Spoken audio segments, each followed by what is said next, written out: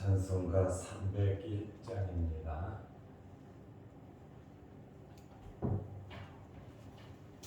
찬송가 301장. 지금까지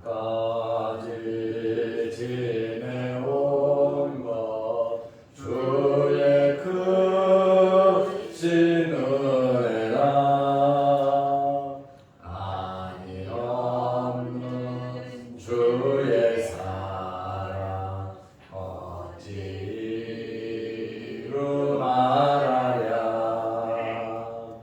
자나깨나 주의 손이 항상 살펴주시고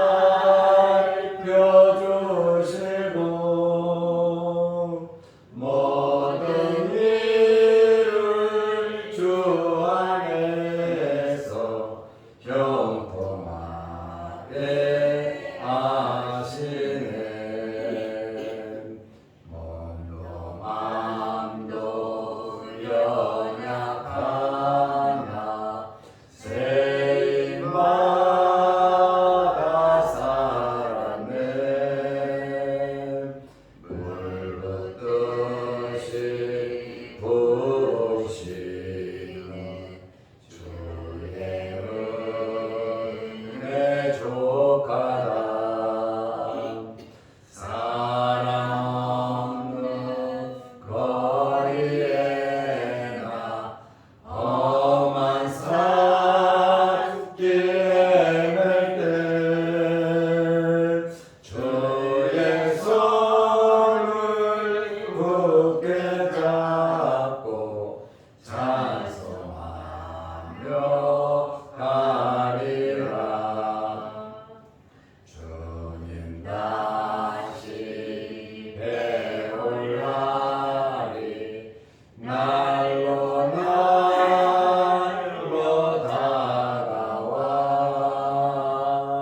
무거운 일 주께 맡겨 벗을 날도 멀잖네. 나를 위해 예비하신 고향 집에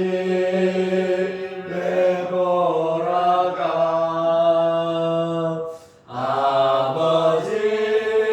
아버지의 품 안에서 영원토록 살리라. 아멘. 사도신경으로 우리의 신앙을 고백하겠습니다. 전능하사 천지를 만드신 하나님 아버지를 내가 믿사오며 그 외아들 우리 주 예수 그리스도를 믿사오니 이는 성령으로 잉태하사 동정명 아래 의대하시고 본디오 빌라도에게 고난을 받으사 십자가에 못 박혀 죽으시고 장사한 지 사흘 만에 죽은 자 가운데서 다시 살아나시며 하늘에 오르사 전능하신 하나님 우편에 앉아 계시다가 저기서 산자와 죽은 자를 심판하러 오시리라. 성령을 믿사오며 거룩한 공예와 성도가 서로 교통하는 것과 죄를 사하여 주시는 것과 몸이 다시 사는 것과 영원히 사는 것을 믿사옵나이다. 아멘. 하나님의 말씀 마가복음 9장 3절에서 6절 말씀까지 보겠습니다. 그 옷이 광채가 나며 세상에서 빨래하는 자가 그렇게 희귀할 수 없을 만큼 매우 희어졌더라. 이에 엘리야가 모세와 함께 그들에게 나타나 예수와 더불어 말하거늘 베드로가 예수께 고하되 라비요 우리가 여기 있는 것이 좋사오니 우리가 초막 셋을 짓되 하나는 주를 위하여 하나는 모세를 위하여 하나는 엘리야를 위하여 하사이다 하니 이는 그들이 몹시 무서워하므로 그가 무슨 말을 할지 알지 못함이더라. 아멘. 6절 말씀까지 보았습니다. 예수님께서 높은 산에 3명의 제자들을 데리고 올라가셔서 제자들 앞에서 예수님께서 변형되셨습니다. 메테 모르포테, 이 말은 겉모습만 단순하게 변한 것이 아니라 본질적으로 형상이 변화되셨다는 것입니다. 다시 말하면 성자 하나님의 신적인 모습으로 변화되셨습니다. 다시 말하면 죽으시고 부활하신 그 몸으로 변화되셨고 하늘로 승천하시고 하나님 보좌 우편에 앉으시고 다시 재림하실 그 주님의 모습으로 변화되셨습니다. 천국에 계신 모습이죠. 우리도 주님 오실 때 이와 같이 변화될 줄로 믿으시기 바랍니다. 마가복음 9장 3절에 보면 그 옷이 광채가 나며 세상에서 빨래하는 자가 그렇게 희귀할 수 없을 만큼 매우 희어졌더라. 사람의 언어로 표현할 수 없을 만큼 얼마나 희어졌으면, 얼마나 광채가 났으면 이 말을 사람의 말로 글로 표시할 방법이 여기까지밖에 없다는 대단하게 변화된 모습이죠. 마태복음 17장 2절에 보면 똑같은 내용이 나옵니다. 그들 앞에서 변형되사 그 얼굴이 해같이 빛나고, 예수님의 얼굴이 해같이 빛났고 옷이 빛과 같이 희어졌더라. 이렇게 마태는 설명을 하고 있습니다. 그런데 예수님께서 변형이 되신 후에 변화산상에 두 사람이 갑자기 나타났습니다. 마가복음 9장 4절에 보니까 이에 예수님께서 변형이 되시자 엘리야가 모세와 함께 그들에게 나타나 예수와 더불어 말하거늘. 모세가 나타났고 엘리야가 나타났습니다. 그리고 예수님과 모세와 엘리야가 아주 심도 깊은 대화를 나누었습니다. 그러면 모세는 언제 사람입니까? 예수님 계신 그 당시를 기준으로 하면 BC 1400년 전, 1400년대 사람입니다. 엘리야는 어느 시대의 사람입니까? BC 850년, 예수님께서 오시고 850년 전에 하늘로 승천했던 엘리야입니다. 아브라함 같은 경우는 BC 2000년 정도의 사람입니다. 노아 같은 경우는 3200년 전의 사람이에요. 예수님 시대를 기준으로 하면, 그러니까 850년 전에 승천한 엘리야가 1400년대 BC 1400년대에 느보셋에서 죽은 모세가 이 변화산상에 나타났다, 그 말입니다. 모세는 율법을 받은 사람이에요. 율법을 기록한 사람입니다. 그래서 모세를 가리켜서 구약 율법의 대표자라고 말을 합니다. 그리고 메시아를 상징하는 인물이고 호렙산에 올라가서 하나님의 영광을 직접 체험한 사람. 모세도 얼굴이 광채가 났다 그랬잖아요. 이스라엘 사람들이 두려워서 못 보니까 얼굴에 수건을 쓸 정도로. 이렇게 모세도 여호와의 영광을 체험했고 이스라엘의 지도자로서 최고의 인물입니다. 엘리야는 어떤 사람입니까? 구약의 선지자들의 대표입니다. 모세는 율법의 대표라고 하면 엘리야는 선지자, 예언자들의 대표입니다. 메시아의 선구자로 예언된 자예요. 말라기 4장에 보면 엘리야가 나타난다, 주의 길을 예비한다, 이렇게 엘리야는 메시아의 선구자로 예언된 자이고 엘리야는 죽음을 보지 않고 에녹과 함께 하늘나라에 올라간 사람입니다. 인류 역사에서 죽음을 보지 않고 천국에 간 사람은 에녹과 엘리야 두 사람입니다. 엘리야도 호렙산에서 하나님의 영광을 체험하기도 했습니다. 모세와 엘리야가 예수님을 만나서 예수님과 오랫동안 대화를 나누었습니다. 대화 상대가 된 거예요.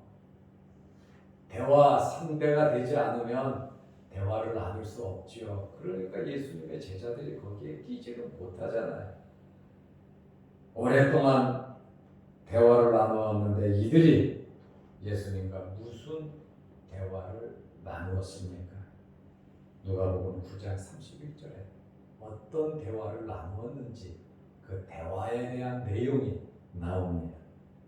영광 중에 나타나서 장차 예수께서 예루살렘에서 별세하실 것을 말할세.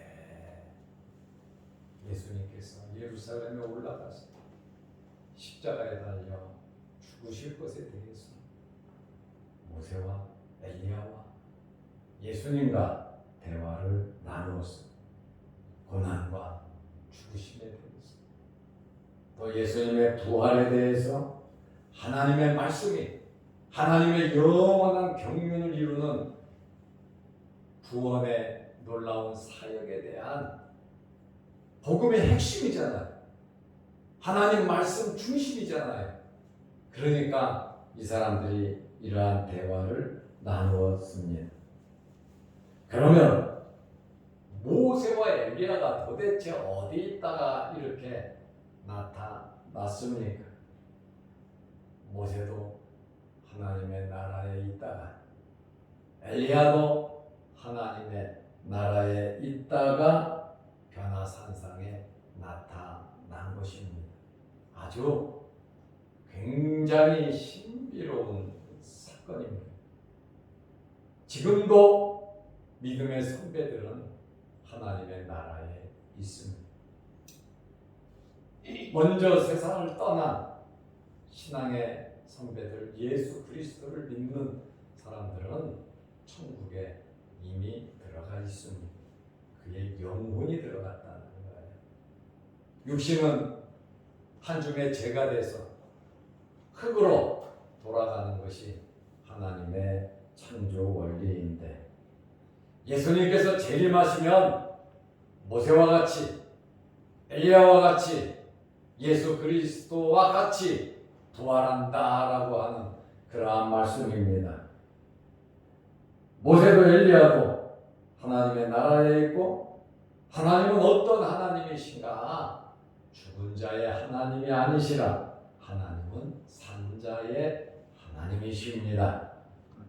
사람이 죽고 영혼이 소멸되는 것이 아니라 살아있다라고 성경은 말을 하고 있습니다.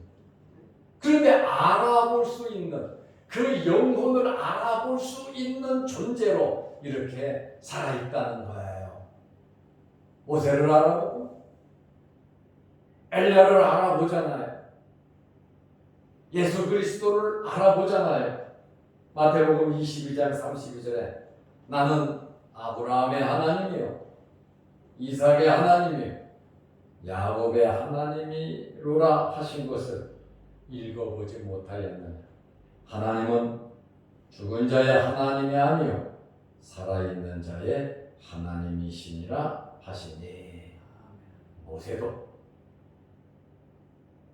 아브라함도 이삭도 야곱도 요셉도 살아있다고 성경은 말을 하고 있습니다. 그러므로 우리는 하나님의 나라에 대한 소망을 가지고 살아가시기를 바랍니다. 세 명의 제자들은 변화산상에서 예수님께서 변형되신 것만 봐도 기절하고 까무러칠 정도인데 모세가 나타나고 엘리야가 나타났단 말입니다. 그런데 여러분, 말을 하지 않아도 모세가 엘리야가 알아볼 수 있잖아요. 천국에 가면 서로 알아볼 수 있는 존재다라고 하는 그러한 말씀입니다. 이렇게 예수님의 세 명의 제자는 예수님의 변형과 모세와 엘리야의 출현과 서로 대화를 나누는 그러한 모습을 보면서 마가복음 9장 5절에 보면 베드로가 예수님께 고백을 합니다. 말을 합니다. 아마 놀라서 얼떨결에 이야기를 하는 것 같습니다. 예수께 고하되 라비요. 베드로가 예수님을 가리켜서 지금 라비라고 말을 하고 있어요. 선생이라는 말입니다. 베드로는 얼마 전에 주는 그리스도시니라 라고 고백을 했어요. 그런데 베드로가 왜 예수님을 가리켜서 랍비라고 말하냐 이거예요. 선생이라고, 그냥 유대의 선생 정도로 이렇게 말을 한 것은 베드로의 실수입니다. 베드로의 큰 잘못입니다. 예수님의 제자 중에 예수님을 랍비여 랍비여라고 자주 부르는 사람이 누군지 압니까? 가룟 유다입니다. 예수님을 주님으로 메시아로 고백하지 못하는 것은 마가가 지금 그것을 탁 지적하고 있는 거예요. 랍비여. 그런데 마태와 누가는 그렇게 기록하지 않았어요. 마태복음 17장 4절에 보면 주여, 변화산상에서 주여. 누가복음 9장 33절에도 주여라고 우리가 여기 있는 것이 좋사오니 주여 그랬는데 마가는 선생이라고 랍비야라고 하는 베드로의 실수를 지목해서 기록을 해놓고 있습니다. 우리가 여기 있는 것이 좋사오니 우리가 초막 셋을 짓되 하나는 주를 위하여, 하나는 모세를 위하여, 하나는 엘리야를 위하여 하사이다 하니, 이렇게 말한 것은 6절에 그들이 몹시 무서워함으로, 세 명의 제자들은 굉장히 두렵고 무서웠다는 거예요. 그가 무슨 말을 할지 알지 못합니다. 이더라. 제자들이 무슨 말을 해야 될지 그 놀라운 광경을 보고 분위기에 완전히 압도돼가지고 무슨 말을 해야 될지 모르죠. 여러분들이 신앙생활하면서도 이런 체험 해보시기 바랍니다. 이 영적인 이러한 만남이 있을 때 이러한 분위기에 굉장히 압도가 되거든요. 이러한 체험이 자유로울 수 있다면 우리는 영적인 성숙함이 있다는 거죠. 그러나 이렇게 신비적인 곳으로만 치우치다 보면 신앙이 잘못됩니다. 하나님 말씀 중심으로 그러나 체험은 각자의 신앙생활하는데 도움이 됩니다. 내가 체험한 것을 성경이다 이렇게 말하면 안 됩니다. 이런 모습 저런 모습 천국도 볼 수 있고 마귀도 볼 수 있고 예수님도 볼 수 있고 주관적으로 영적으로 기도하면서 그런 체험 음성도 들을 수 있고 그런 체험을 할 수 있는데 그것이 진리다라고 생각하면 안 된다고 말해. 내가 이런 경험을 했다. 그것을 간증하고 막 돌아다니면 자칫 잘못하면 교만해진다는 거예요. 우리는 말씀대로 항상 말씀의 최고의 권위를 두어야 합니다. 우리는 여기서 베드로가 얼마나 감동을 받았는지를 알 수가 있어요. 그리고 자신이 지금 경험하고 있는 것에 대해서 환각 상태라 그럴까요? 실제적인 사건이지만은 그냥 정신을 잃을 정도로 놀라운 상태에 있다는 것이죠. 초막을 지으려는 것은 지금 굉장히 흥분된 상태에서 초막을 짓겠다라고 하는 것은 현재 상태가 너무 좋다는 거예요. 주님과 모세와 엘리야와 잘 빛나는 주님께서 광채가 나고 그런 그 빛에 압도가 되고 그곳에 있으니까 야 천국이 따로 없다는 거예요. 천국의 행복을 지금 세 명의 제자가 체험을 하고 있어요. 그러니까 현재 상태를 계속해서 유지하고 싶은 거예요. 앞으로의 일에 대해서 주님께서 십자가에 달린다 그랬잖아요. 앞으로의 일에 대해서 산 밑에 있는 동료들에 대한 그러한 생각은 하지 못하고 자신들의 행복에 도취하고 싶은 그냥 행복 좋으니까 머무르고 싶은 초막을 지어가지고 예수님, 모세, 엘리야를 그곳에 모시고 우리는 바깥에서 이슬을 마저도 좋으니까 행복하니까 여기 있는 것이 좋다 이렇게 고백을 하고 있다고 말해요. 여러분, 천국은 행복한 곳입니다. 너무너무 말로 표현할 수 없이 좋은 곳입니다. 그러나 이 세상에 육신을 입고 살아가는 동안 우리들이 해야 할 일이 있어요. 예수님께서 내려가자 그러잖아요. 우리는 세상의 빛입니다. 세상의 소금입니다.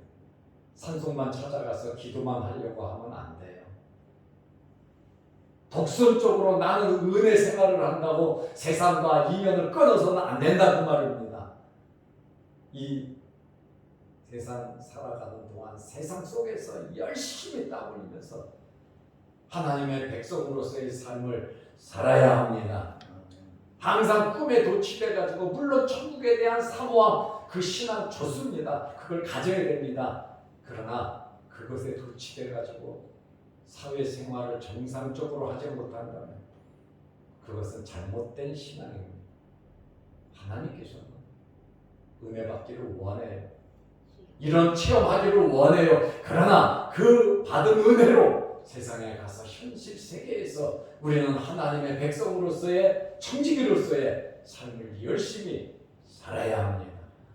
얘네들이 선한 일을 행하면서 복음을 전하면서 우리 가정을 잘 돌보면서 교회를 잘 섬기면서 여러분의 직장과 사업장에서 학교에서 최선을 다해야 하는 거예요. 그것이 하나님께서 원하시는 일입니다.